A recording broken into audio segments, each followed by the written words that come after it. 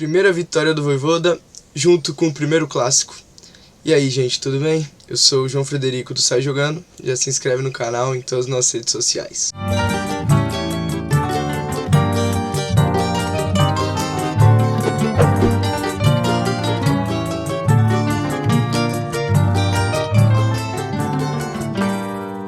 Ontem, o Santos enfrentou o São Paulo na Vila Belmiro e o Vojvoda conseguiu sua primeira vitória no comando do Santos, logo no primeiro clássico, que é um ponto muito positivo porque a gente sabe que ganhar clássico é uma das melhores coisas que tem no futebol.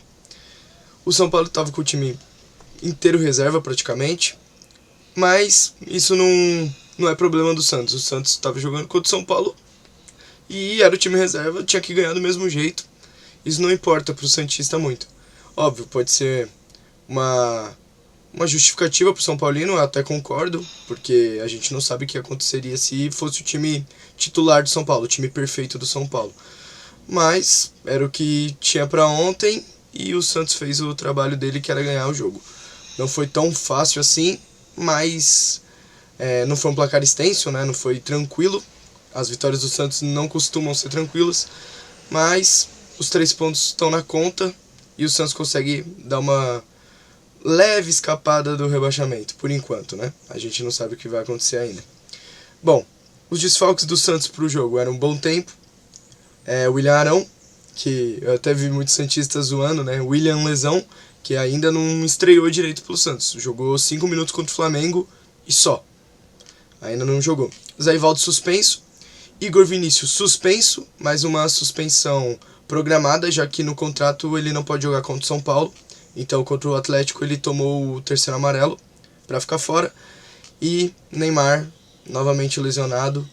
No primeiro turno, se lesionou contra o Atlético Mineiro. Saiu no primeiro tempo, né? Ele ajudou o Santos a construir o placar de 2-0. E se lesionou, saiu no primeiro tempo.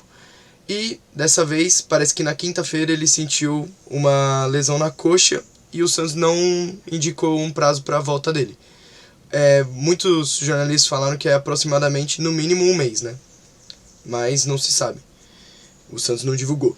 Então, o Vojvoda com esses desfalques foi para campo com Brazão, que graças a Deus não foi nada demais. O choque com ele, com o Igor Gomes contra o Atlético Mineiro no último jogo.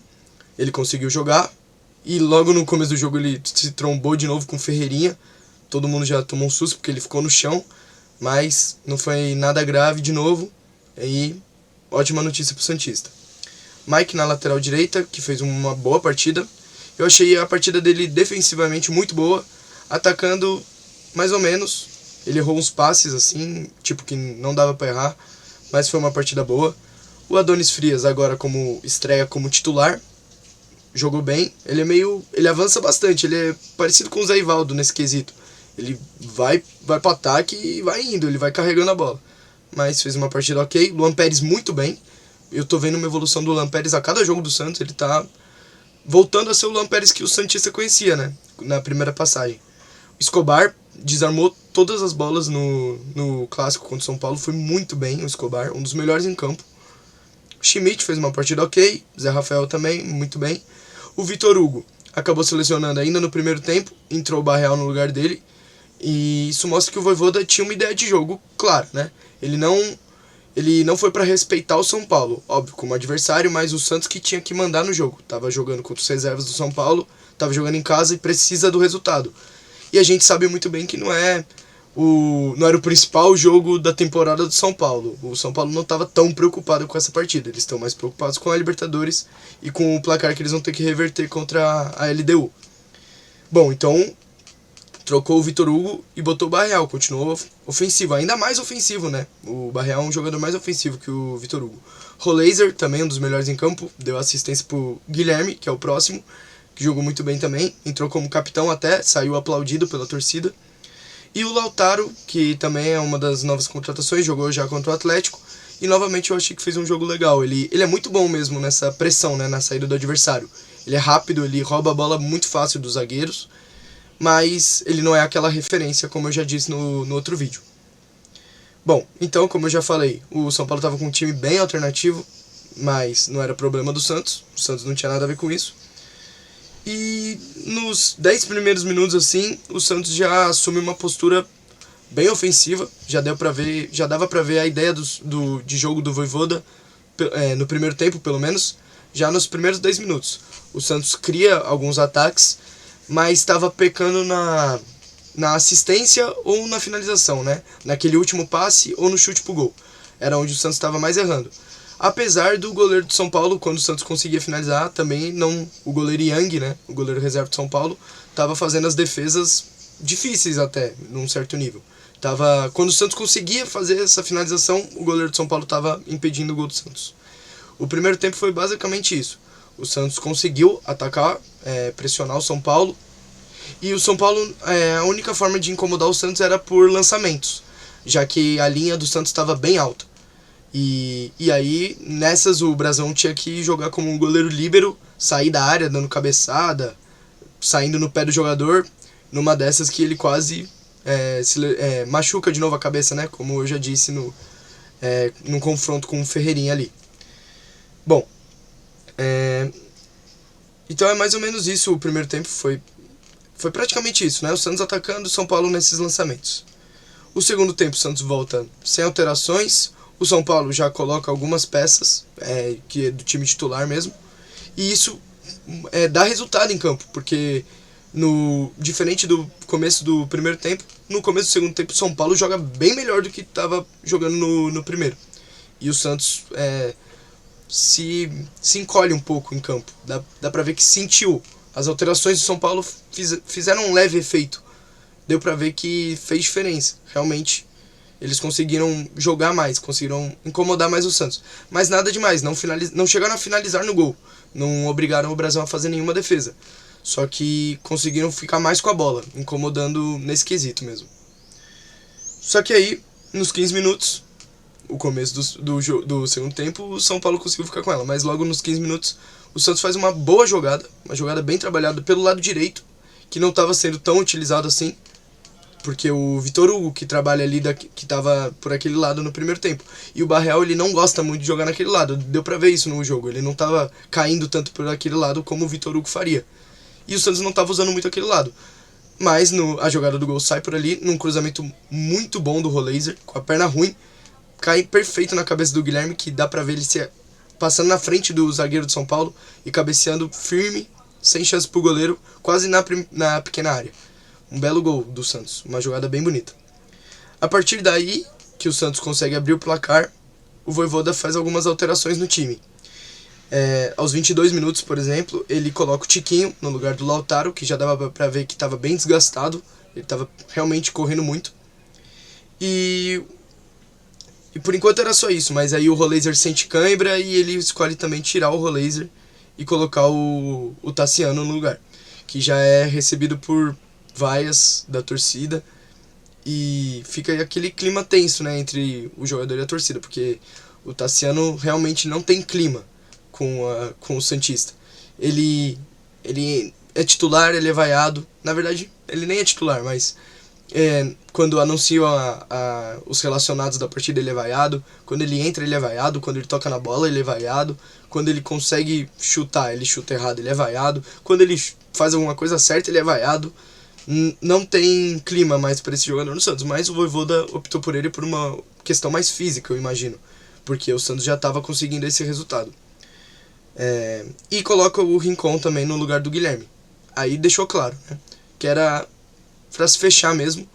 Ele achou que esse gol era o que ele estava buscando e decidiu fechar as linhas, né, encolher as linhas, jogar para trás o time, porque como eu falei, o que estava incomodando o Santos eram os lançamentos do São Paulo. Então ele muda o time e bota num 4-4-2, deixando o meio-campo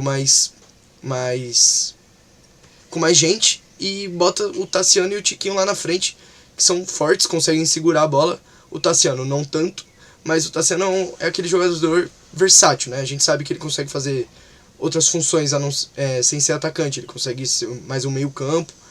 E era mais para controlar o São Paulo, pressionar só depois do meio campo, ou seja, não pressionar, né? Deixar o São Paulo atacar. E o desenrolar do jogo foi basicamente esse. O São Paulo tentava, ficava tocando a bola, e o Santos tentava algumas escapadas no contra-ataque para matar o jogo. Não conseguiu matar o jogo, mas conseguiu o resultado, que era o que a torcida mais queria, os jogadores também. E o Vojvoda consegue a sua primeira vitória no comando do Santos, logo contra um clássico. Uma curiosidade é que o Vojvoda nunca perdeu pro São Paulo. São 14 confrontos, eu acho, e ele nunca perdeu. Então é um ótimo retrospecto. E o Guilherme também tem 3 jogos contra o São Paulo, 3 gols. É bem interessante também. Então, alguns dados, né, aqui nesse confronto são a favor do Santos. E foi isso. O Vojvoda conseguiu ter a primeira vitória. O Santos fez uma boa partida. Muito parecido o primeiro tempo com o que foi com o Atlético Mineiro.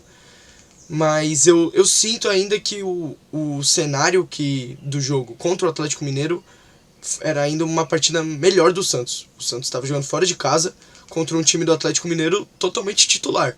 Então, o primeiro tempo do Santos eu ainda acho que é o melhor tempo do Vojvoda no comando. Então, esse primeiro tempo contra o São Paulo foi muito bom. Mas não conseguiu o resultado, né? E sim no segundo tempo, que provavelmente era o mesmo desenho do jogo do Atlético Mineiro. Deu pra comparar bem essas duas partidas. Só que o jogo do Atlético Mineiro foi condicionado por uma expulsão do Zé Ivaldo burra. E já no jogo contra o São Paulo, o Santos jogava em casa, o time do São Paulo era muito mesclado, muito alternativo. E o Santos conseguiu o resultado no segundo tempo, mesmo não criando tanto quanto no primeiro. Foi basicamente isso. Mas, como eu já disse no outro vídeo também do Atlético Mineiro, tem muita margem ainda para evolução. Eu acredito que não só eu, mas como a torcida do Santos fica animada ainda para as próximas partidas. Eu ainda quero ver mais o que o Vojvoda consegue fazer com esse time do Santos. Mesmo sem o Neymar. A gente sabe que o Neymar é importante. Às vezes não pelo que ele faz em campo. Óbvio, se sobrar uma bola, ele vai guardar. Ele é um craque e a gente sabe que ele é diferente. Só que no jogo contra o Atlético Mineiro, por exemplo, ele não conseguiu. Ele furou uma bola dentro da área, ele perdeu chances. E isso parece até que é bom ele ficar um pouco fora, para ver como que o Vojvoda consegue montar um time, dar confiança para esses jogadores que a gente sabe que são aptos para jogar. O Neymar ele é muito diferente, mas ele não tem condição mais. Ele não está conseguindo. Ele fez essa sequência grande de jogos, mas só 2 no comando com o Vojvoda. Então não deu para ver muito o que o Vojvoda consegue extrair do Neymar. Agora é concentrar nas peças que ele tem para conseguir fazer o Santos subir mais na tabela e escapar logo do rebaixamento, que é o que mais assombra a torcida e os jogadores provavelmente.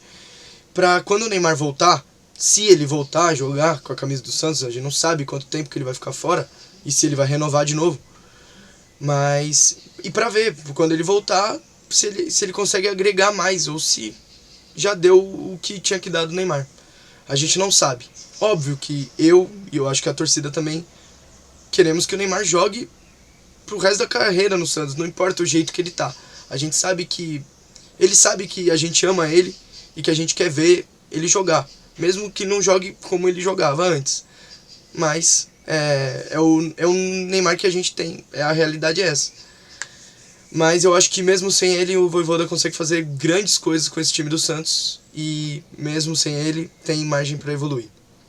Eu vou ficando por aqui, gente. Até o próximo vídeo. Se inscreve no canal. E até mais.